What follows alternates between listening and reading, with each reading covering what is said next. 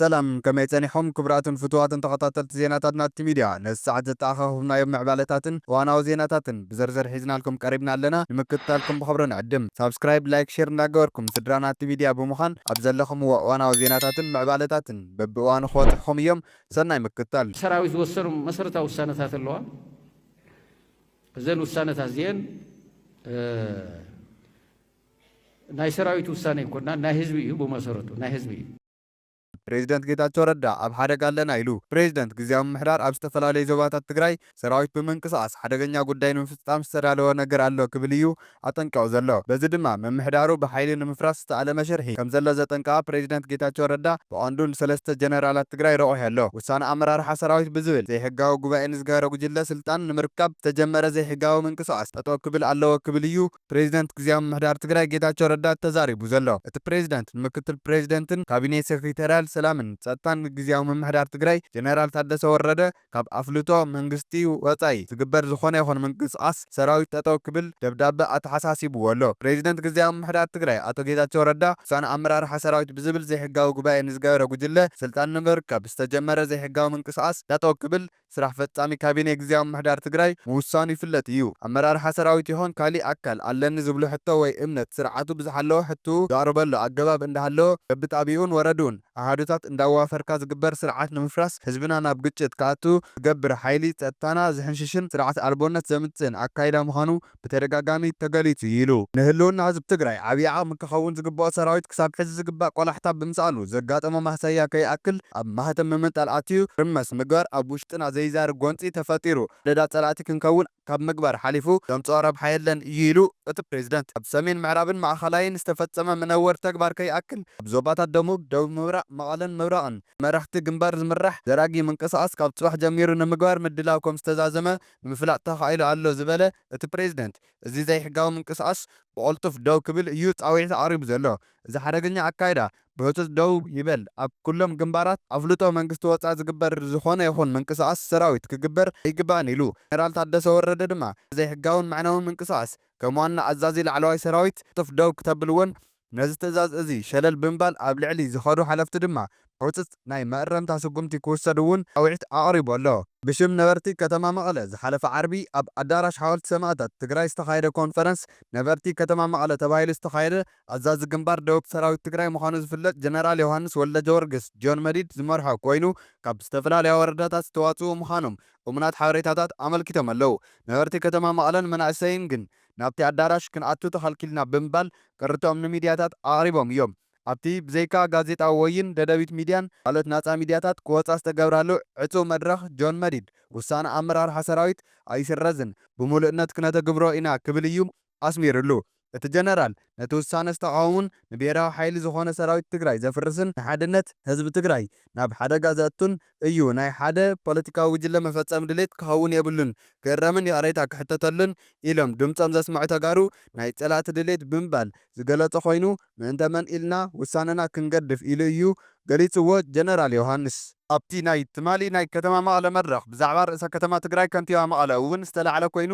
እዚ ንሕና ከም ናይ ሰራዊት መፍትሒ ዝረኽበሉ ናይ ባዕልና መንገዲ ኣለና ክብል እዩ ተሰሚዑ ዘሎ እዚ ድማ እቶም ነቲ ብደብረጽዮን ዝምራሕ ጉጅለ ሕወሓት ኢና ንድግፍ ዝብልን ኣብ ቁፅሪ 7 ዝተቐመጠ ነጥር መርጋጺ ላዕለዎት ኣመራርሓ ሰራዊት ናብ ተግባር ንምሽራፍ ምድላዋት ከም ዝወገኑ ብግልፂ ኣመልኪቱ እዩ እቲ ጀነራል እቲ ብሰራዊት ዝተሓገዘ ምንቅስቓስ ምዕላው እቲ ግዚያዊ ምምሕዳር ድማ መንግስቲ ፌደራል እንተነጺግዎ ንስምምዕነት ምቁራጽ ተጻብኦ ብቐጥታ ምፍራስ ምዃኑ ዝገልጹ ዘለዉ ተዓዘብቲ እዚ ድማ ዳግም ትግራይ ናብ ሓደጋ ጥፍኣት ምእታዊ ሓላፍነት ዝጎለለ ምንቅስቓስ ምዃኑ የጠንቅቑ እዮም ዘለዉ እቲ ህዝቢ እውን ነዚ ናብ ተወሳኺ ሓደጋ ከእትዎ ዝኽእል ብሰራዊት ዝተሓገዘ ምንቅስቓስ ዝገብሩ ዘለዉ ኣካላት ካብ ምንቅስቓሶም ክቕጠቡ ድምፂ የስምዕ እዩ ዘሎ ኣብ ዝተፈላለዩ መድረኻት እቲ ጉባኤ ዘካየደ ብዶክተር ደብረጽዮን ዝምራሕ ጉጅለ ሕወሓት ውሳነ ውድብናን ኣመራርሓ ሰራዊትናን ብህፁፅ ይተግበር ኢሉ እናፀውዐ ይቐንዩ ኣባላቱን ካድረታቱን ናብ ኣዳራሻት ብምጽዋዕ እውን ብሽም ህዝባዊ ኮንፈረንሳት ነቶም ናይ ውድብን ሰራዊት ውሳነታት ክትግበሩ ጸዊዖም ተባሂሉ ይንቀፍ እዩ ዘሎ እቲ ብኣቶ ጌታቸው ረዳ ዝምራሕ ግዚያዊ ምምሕዳር እውን ነቶም መንግስትነትን ልዕልነት ሕግን ኣፍሪሶም ትግራይ ክትበታተን ዝገብሩ ዘለዉ ቀይዲ በታኽ ምንቅስቓሳት ኣብቲ ክልል ደው ከብሎም ኣይከኣለን ተባሂሉ ብዕምቆት ይንቀፍ እዩ ዘሎ ሰራዊት ዝወሰኑ መሰረታዊ ውሳነታት ኣለዋ እዘን ውሳነታት እዚአን ናይ ሰራዊት ውሳነ ይኮና ናይ ህዝቢ እዩ ብመሰረቱ ናይ ህዝቢ እዩ ክንፈልጦ ዘለና ናይ ሰራዊት ናይ ገለን ወለምበር ናይ ህዝቢ እንዲዩ ዝተፈላለዩ ስማስም ክወሃቦ ዝደልዩ ዘለዎ እቲ ህዝቢ ዝደልዮ ነገር ይፈጸም ይዝበለት ሰራዊት እቲ ናይ ህዝቢ መሰል ናይ ህዝቢ ላዕላዊ ክብርታትን ላዕላዊ ስልጣንን ይከበር ይዝበለት እቲ ሰራዊት ካልእ ይበለን ስለዚ እቲ ናይ ህዝቢ ላዕላዊ ስልጣን ክልካዕ የብሉን ክኽበር ኣለዎ ፖለቲከኛታት እውን እዚ ክገብሩ ክእሉ ኣለዎም እዚ ምግባር ዝህሉ ሽግር ክንሕግዝ ኢና ኢሉ ሰራዊት እዚ ዝዕፀፍ ኣይኮነ ዝርሳዕ ኣይኮነ ዝዕፀፍ ኣይኮነ ዝርሳዕ ኣይኮነ ናኻብዚ ተበጊስና ምስቲ ህዝብና እናተራዳእና ክንገብሮ ኢና ኣዘንጊዕኹም ኢኹም ንኣብነት ናይ ከንቲባታት ናይ ገለንታት ናይ ግዛዕ ምዛዕ ዝቐርብ ሓሳባት ኣለዉ እዚ ርዱእ እዩ እቲ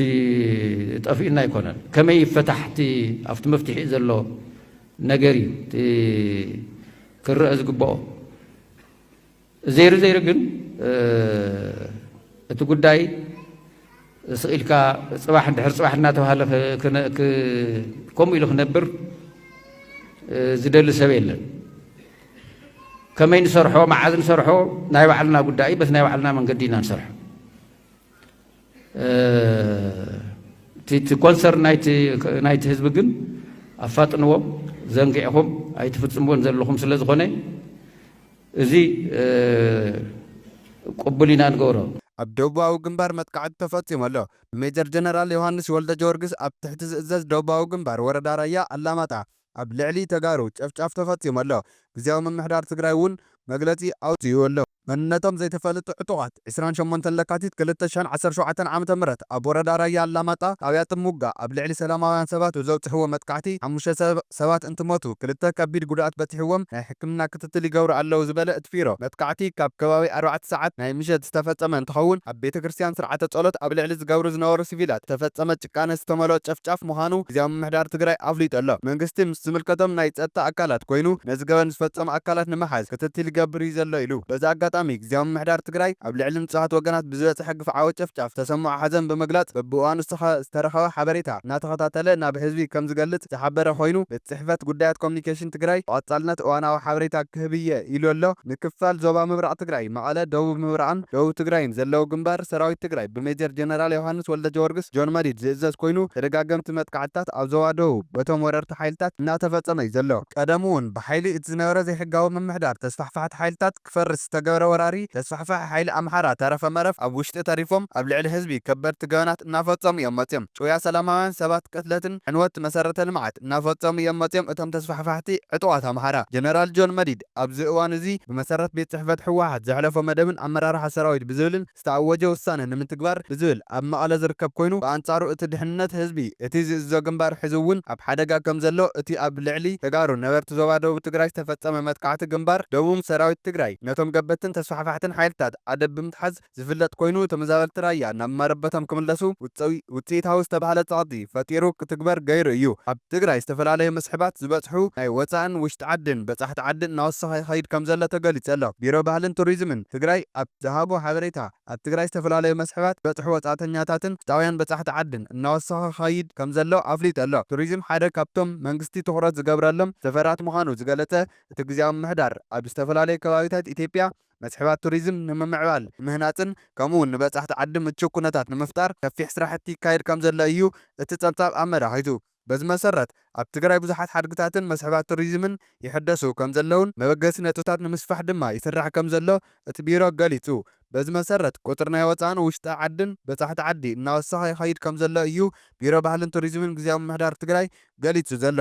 ዳይሬክተር ምደባን ምርጋጽ ጽሬትን እቲ ቢሮ ኣይተ የማነ ገሉ ንኢዜአ ኣብ ዝሃቦ ሓበሬታ ኣብ ትግራይ ሰላም መምስራትን ልምዓትን እቲ ዓውዲ ብምጥቃስ ቁፅሪ በጻሕቲ ዓዲ ንኽውስኽ ምኽንያት ከም ዝኾነ ገሊጹ ናይ ዝሓለፈ ዓመት ክነጻጸር ከሎ ቁፅሪ በጻሕቲ ዓዲ ኣብዚ ሕዚ እዋን ብዕፅፊ ከም ዝወስኻ ብምግላጽ ቀጻልነቱ ንምርጋጽ ድማ ብትግሃት ይስርሐሉ ከም ዘሎ ገሊጹ ቁፅሪ በጻሕቲ ወጻእተኛታት ይወስኽ ከም ዝረኣየ ዘመልከተ እቲ ዳይሬክተር ነቲ ዓውዲ ከም ምንጭ እቶት ምሕላውን ምምዕባልን መቕጻልን ናይ ኩላህና ሓላፍነት እዩ ኢሎም ኣብ ትግራይ ልዕሊ 120 ኣብያተ ክርስቲያናትን መስሕባት ቱሪዝምን ሓዋዊሱ ተፈጥራዊ ባህላዊ ብርክት ዝበሉ ታሪኻዊ መስሕባት ከም ዘለዉ ዝፍለጡ እዮም። ከምኡውን ጥንታዊ መስጊድ አልነጃሺ ኣብ ትግራይ ከም ዝርከብ ዝፍለጥ እዩ። መንእሰይ ትግራዋይ ዲፕሎማት ቸርነት ሓሪፎ ሓድሽ መዝነት ራት ሃገራት ተቐቢሉ። ትግራዋይ ኢትዮጵያዊ መንእሰይ ዲፕሎማት ቸርነት ሓሪፎ ቋሚ ወኪል በዓል በይነ ልምዓት መንግስታት ኣፍሪካ ኢጋድ ኣብ ሕቡራት ሃገራት ኮይኑ ተመዚዙ ኣሎ። ኣብ መጀመርያ ዕስራታት ዕድሚኡ ዲፕሎማት ኮይኑ ዝተመዘዘ ቸርነት ሓሪፎ ንዋና ጸሓፊ አንቶኒዮ ጉተሬዝ መረጋገጽ ዝተዋህቦ ደብዳቤ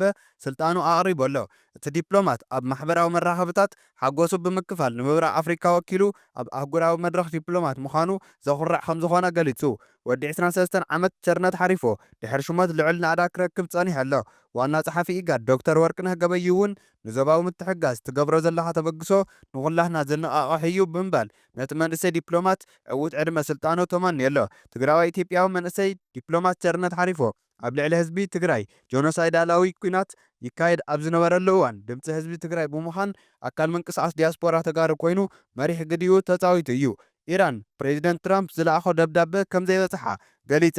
ፕሬዚደንት ትራምፕ ምስ ኢራን ኣብ ስምምዕነት ኒኩለር ክበጽሕ ከም ዝደሊ ብምግላጽ ናብ መሪሕነት እቲ ሃገር ደብዳቤ ከም ዝሰደደ እዩ ተገሊጹ። ኢራን ካብ ፕሬዚደንት ኣሜሪካ ዶናልድ ትራምፕ ተለኣኾ ዝተባህለ ደብዳቤ ዛጊድ ከም ዘይበጽሓ ገሊጽ ኣላ። ቋሚ ልኡኽ ኢራን ኣብ ሕቡራት ሃገራት ትማሊ ኣብ ዝሃቦ ሓበሬታ እቲ ሃገር ካብ ፕሬዚደንት ኣሜሪካ ትራምፕ ዝኾነ ደብዳቤ ከም ዘይበጽሓ ኣፍሊጡ። ዲፕሎማስያዊ ልኡኽ ኢራን ነዚ ዝገለጸ ፕሬዚደንት ትራምፕ ንላዕለዋይ መራሒ ኢራን ኣያቶላህ ዓሊ ካሚኒ ብዛዕባ ምጅማር ዘርብ ኒኩለራዊ ፕሮግራም ኢራን ብዝምልከት ደብዳቤ ከም ዝሰደደ ድሕሪ ምግላጽ እዩ። ትራምፕ ናብ ኢራን ካሚኒ ደብዳቤ ብምልኣኽ ኒኩለሳዊ ዘርብ ክጅምር ከም ዘላቦ እዩ ዝገልጽ። ፕሬዚደንት ትራምፕ ምስ ፎከስ ኒውስ ኣብ ዝሃቦ ቃለ መሕተት ኣብ ስምምዕነት ኒኩለር ክበጽሕ ከም ዝደልን ናብ መሪሕነት እቲ ሃገር ድማ ደብዳቤ ከም ዝለኣኸን ፕሬዚደንት ወሲኹ ገሊጹ እዩ። ክቡራትን ፍትዋትን ተኸታተልቲ ዜናታት ናቲ ሚድያ ነዚ ሰዓት ዝተኣኻኸብናዮም ሓደሽን እዋናውን ምዕባለታት ዝርዝር ዜናታት ነዚኦም መስሉ ነይሮም። ንምክትታልኩም ኣዚና እንዳመስገና ነዚ ቪድዮ ላይክ፣ ሼር፣ ሰብስክራይብ ብምግባር ቤተሰብ ናቲ ሚድያ ብምዃን ብኻሊእ ዜናታት ክሳብ ንራኸብ ድማ ሰናይ ጻንሒት።